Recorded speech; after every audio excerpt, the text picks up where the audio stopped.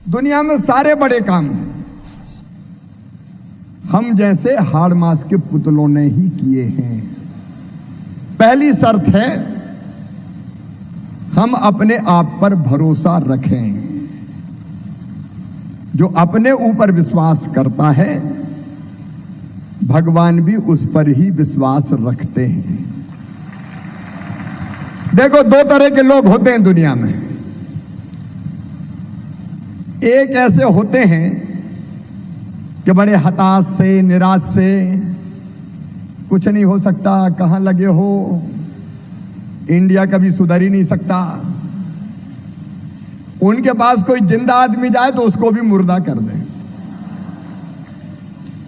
लेकिन दूसरे वो होते हैं जो कहते हैं असंभव शब्द मेरे शब्दकोश में नहीं है, मैं जो चाहूंगा वो करके दिखा दूंगा। और मैं केवल कहने के लिए नहीं कह रहा, मैं अपना उदाहरण देता हूं। दूं? अरे दूं क्या? तो बोलो ना। मैं भी छोटे से गांव में पैदा हुआ। गांव का नाम है जैत, सीहोर जिले का। सीहोर वाले बैठे हैं क्या? सीहोर जिले की बुधनी तहसील में मैं पैदा हुआ, एक छोटे से गांव में, एक किसान के घर।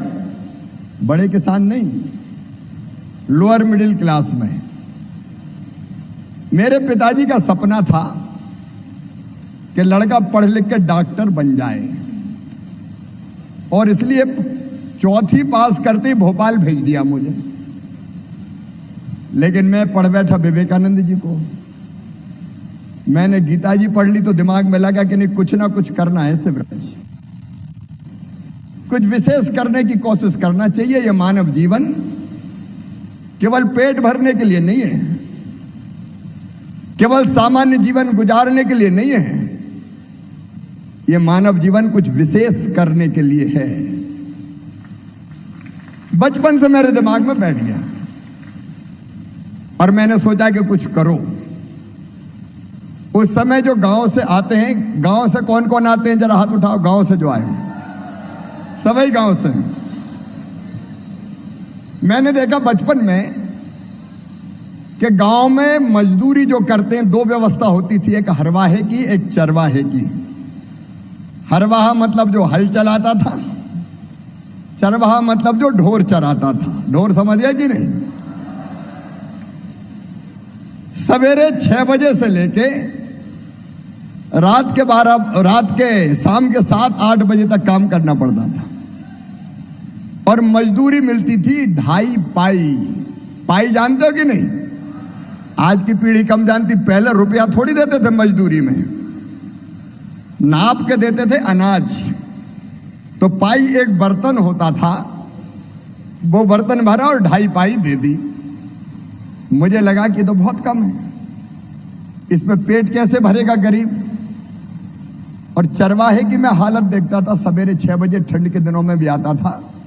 तो बेटा बेटी, आजकल तो वो नहीं होता, लेकिन पहले सर्दी के दिनों में ये गाल में तिड़ जाते थे, दरारें पड़ जाती थी, हाथ पांव में दरारें पड़ जाती थी। तो मैं एहसास नहीं है, मैंने देखा है। पांव में बिमाई, चेहरा फटा हुआ, 6 बजे आ जाए और लेट आए तो डांट पड़े कि काहे देर से काहे आओ। तो मेरे मन में तकलीफ होती थी कि ये कैसी व्यवस्था है। ये भी बच्चा है, मैं भी पैदा हुआ हूं, मैं पढ़ता हूं, ये नहीं पढ़ता। मुझे ठंड लगती तो दादी माँ कहती नहीं अभी मत उठ, रजाई में दब के सो जा, तबीयत खराब हो जाएगी। लेकिन ये काम करने को मजबूर है। तो मन में विचार आया कि शिवराज, ये अन्याय है, इसके खिलाफ लड़ाई लड़। अब उम्र कम थी मेरी और मैं भी किसान परिवार से था। तो मैंने कहा करूं क्या। तो मैंने गांव के कुछ मजदूरों को बड़ी मेहनत करके मंदिर पे इकट्ठा किया कि शाम को बात करेंगे। ज्यादा उम्र नहीं थी तो ज्यादा भरोसा भी नहीं किया, थोड़े से आए। तो मैंने उनसे कहा कि ये बड़ा अन्याय हो रहा है तुम्हारे साथ, 2.5 पाई बहुत कम है, दिन रात मेहनत करते हो, मजदूरी बढ़नी चाहिए, काम के घंटे तय होना चाहिए। भोपाल में पढ़ने लगा था तो कुछ बातें आने लगी थी मुझे, तो वो मजदूर बोले भैया ये कैसे हो सकता है। मैंने कहा आंदोलन करो, काम बंद कर दो। काम बंद करोगे तो मजदूरी बढ़ानी पड़ेगी। तो उनने कहा कि लेकिन होगा कैसे ये। तो मैंने कहा अपन जुलूस निकालते हैं, जुलूस, और जुलूस निकाल के मांग करेंगे। तो हमने एक जुलूस निकाला जो पेट्रोमैक्स होता है, गैस बत्ती आजकल तो खत्म हो गई। गैस बत्ती कौन कौन ने देखी, जरा हाथ उठाओ। देखी? जब दूसरी सरकार थी तब चिमनी और गैस बत्ती जलती थी। तो हमने कहा जुलूस निकालते हैं। तो गैस बत्ती जला के जुलूस निकला। 2.5 पाई नहीं 5 पाई दो, 2.5 पाई नहीं 5 पाई लेंगे, नहीं तो काम बंद करेंगे। जैसे ही वो जुलूस मेरे घर के पास पहुंचा, आगे आगे मैं था, पीछे मजदूर थे। अब हम खुद किसान परिवार से थे।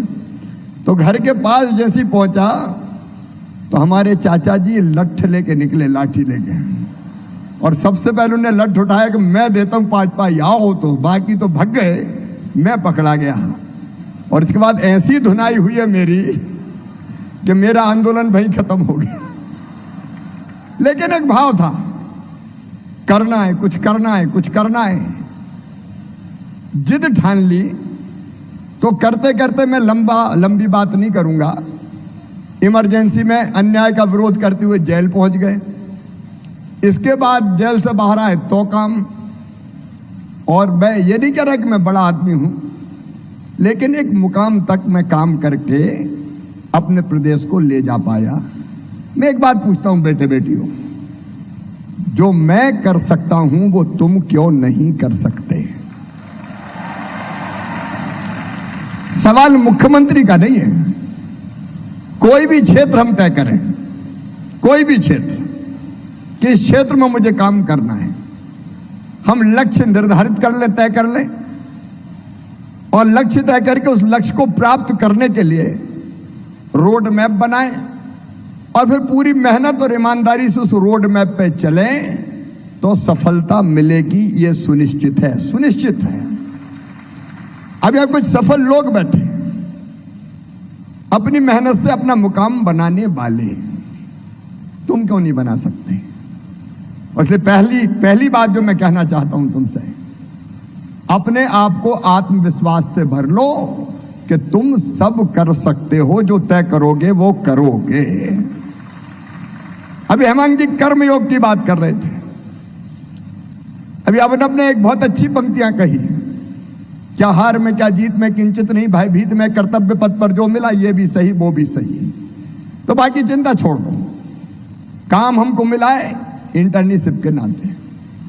तो इसको साधारण तरीके से मत लेना, ये सोचना कि ऐसा करूंगा या करूंगी कि दुनिया देखेगी कि देखो बदलाव लाने वाला ये।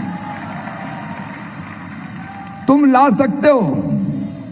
तुम में से हर एक को 3-4 पंचायतें आवंटित की जाएगी। 3-4 पंचायतें बदल के दिखा दो। बदल सकते हो, कर सकते हो। लोग देखेंगे कि नहीं ये कर रहे हैं, ये किया जा सकता है। और मैं एक बात और बताऊं, सौभाग्यशाली हो केवल इसलिए नहीं कि 20,000 में से चुने गए वो 4,500, इसलिए कि कलेक्टर्स वगैरह को जो फील्ड में ट्रेनिंग दी जा सकती है वही ट्रेनिंग तुमको दी जा रही है, तुमको दी जा रही है। और इससे जो फायदा होगा, सरकारी काम काज योजनाएं वो ढंग से नीचे पहुंचे, ये आपके साथ मिलकर हम कोशिश करेंगे। लेकिन आपके व्यक्तित्व का विकास होगा, आपका आत्मविश्वास बढ़ेगा।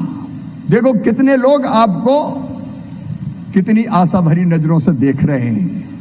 यूनिसेफ, पिरामल फाउंडेशन, ये यहाँ जो पार्टनर है हमारे, जैसे ही सुना कि ये दुनिया का सबसे बड़ा इंटर्नशिप प्रोग्राम है, कई लोग आके जुड़ गए। ये सब देखेंगे, दुनिया देखेगी तुम्हें, दुनिया देखेगी। लेकिन एक गीता का श्लोक, फील्ड में जाने के पहले मैं आपको सुनाना चाहता हूं। सुनाऊं? पीछे वाले भी। भगवान श्री कृष्ण से अर्जुन ने पूछा कि सात्विक कार्यकर्ता कौन, अच्छा कार्यकर्ता कौन, अच्छा काम करने वाला कौन। तो एक श्लोक कहा भगवान श्री कृष्ण ने, मुक्त संगो अनहमवादी धृति उत्साह समन्विता सिद्धि असिद्धियों निर्विकारा कर्ता सात्विक उच्चते। मुक्त संगो का मतलब है कोई भेद मत रखना, जो संग से दूर हो। राजनीति की भाषा में कहें कि जो गुटबाजी ना करे, सबको बराबर माने। तो आप फील्ड में जाओगे तो जनता के जो लोग हैं, जो योजनाओं के पात्र हैं, वो हमारे लिए सब बराबर। जिनके बीच हम काम करेंगे उनको सबको समान मान के काम करें, यह मुक्त संगो। अनहमवादी मतलब कभी घमंड नहीं करना। हमने बचपन में सुना ना कि घमंडी का सिर सदा नीचे होता है। ये अहंकार नहीं आना चाहिए कि जानते नहीं हो मैं कौन हूं, सीएम का खास आदमी हूं।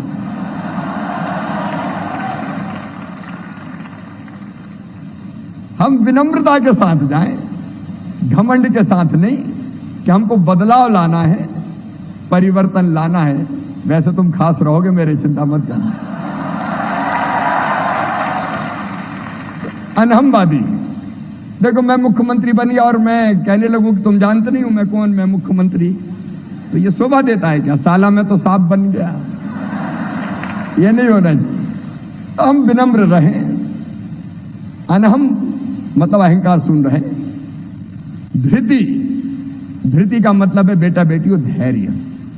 देखो कई कठिनाइयां आएगी, आपको अभी बता भी रहे थे कि आप जब काम करने फील्ड में जाओगे तो कई बाधाएं आएंगी। अगर आपने देख लिया कि फलाने को ढंग से लाभ नहीं मिला, तो जो लाभ ढंग से नहीं दे रहा उसको लगेगा ये कहां से आ गया, रास्ते में रुकावट बन रहा है या बन रही है, बाधा बन रहे हैं। तो ऐसी कई तरह की परिस्थितियां आएंगी। ऐसी परिस्थितियों में धैर्य मत खोना। जो जरा में घबरा जाए वो बड़ा काम नहीं कर सकता। बड़ा काम वो कर सकता है जो धैर्य रखकर रास्ता निकालने की कोशिश करे। तो धैर्य रखना, धृति का मतलब धैर्य और उत्साह। देखो अगर उत्साह ना हो बेटा बेटियों, तो बिना उत्साह के कोई बड़ा काम हो सकता है क्या? नहीं हो सकता। बड़े काम की पहली शर्त है उमंग होना, उत्साह होना। और इसलिए हम ऐसे रहें कि जिसको देख के लोग उत्साहित हो कि यार दिन और रात काम में लगा रहते हैं, ये आए हैं, ये तो अद्भुत है, इनको देख के काम करो। कभी निराश मत हो, कभी हताश मत होना, कभी हिम्मत मत हारना, उत्साह से भरे होना। और एक बात और कही कि सिद्धि असिद्धियों निर्विकारा। कई बार कोशिश करते हैं, सफलता मिलती है, कई बार नहीं भी मिलती। अगर मिल गई तो ठीक है और नहीं मिली तो भी ठीक है। अगर नहीं मिली तो फिर से कोशिश करेंगे, ट्राई अगेन। कोई परेशान होने की जरूरत नहीं है, उसमें कोई दुखी होने की जरूरत नहीं है, बेहतर कोशिश करेंगे। ऐसे कार्यकर्ता को कहते हैं सात्विक कार्यकर्ता। तो मैं दूसरा जो आपको आग्रह करना चाहता हूं कि सात्विक कार्यकर्ता बने रहना। बोलो बने रहोगे? इसके बाद आगे बढ़ने का हमारा मार्ग खुल जाएगा। देखिए काम करने से बदलाव आते हैं, परिवर्तन आते हैं। मैं मध्य प्रदेश की कहानी सुनाता हूं। एक जमाना था मध्य प्रदेश में कि पूरे प्रदेश में पता ही नहीं चलता था कि गड्ढों में सड़क है कि सड़क में गड्ढा है कि गड्ढम गड्ढा है। अब तुम में से तो कहीं ने देखा ही नहीं, कई तो मामा के राज्य में पैदा हुए हैं तो हरा ही हरा देखा है। लेकिन एक जमाना था कि सड़क पर नहीं, खेतों में गाड़ियां कुदानी पड़ती थी। सड़क नाम की चीज नहीं बची थी, लेकिन जिद ठानी कि शानदार सड़कों से गांव को भी जोड़ेंगे। तो आज शानदार सड़कों का जाल बिछ गया। मध्य प्रदेश की धरती पर परिवर्तन आता है। मध्य प्रदेश में सिंचाई थी कुल 7.5 लाख हेक्टर में। राजा नवाब अंग्रेज कांग्रेस सबकी मिला के हमने जिद ठानी कि खेती को आगे बढ़ाए बिना हमारा प्रदेश आगे नहीं बढ़ सकता, और खेती को आगे बढ़ाना तो सिंचाई की व्यवस्था कर शिवराज। तो 7.5 लाख हेक्टर से पहुंचा दी 45 लाख हेक्टर, और अब 65 लाख हेक्टर तक ले जाएंगे। बिजली पहले कभी कभी दर्शन देती थी, आती कम थी जाती ज्यादा थी, लेकिन तय किया। तुम्हें पता नहीं है, जो बड़ी उम्र के उनको पता होगा, मैंने घोषणा की थी कि 2013 तक सबको 24 घंटे बिजली दे देंगे। तो मुझसे बहुत नाराज हुए, हमारी पार्टी के मित्र भी हो ही नहीं सकता, कहां से हो जाएगी। लेकिन जिद ठानी तो बिजली का उत्पादन था पहले केवल 2900 मेगावाट, आज है 26,000 मेगावाट। परिवर्तन होता है। मैं एक लाडली लक्ष्मी की कहानी सुनाता हूं तुम्हें, बोर तो नहीं हो रहा ना? तो लाडली लक्ष्मी की कहानी सुनाता हूं। मेरी बेटियां भी यहां बैठी हैं। देखो, बचपन से मैंने देखा बेटा और बेटियों के बीच में भेद किया जाता था। घर में अगर गांव में बेटा पैदा हो गया तो मां भी प्रसन्न हो जाती थी, बेटा आया है।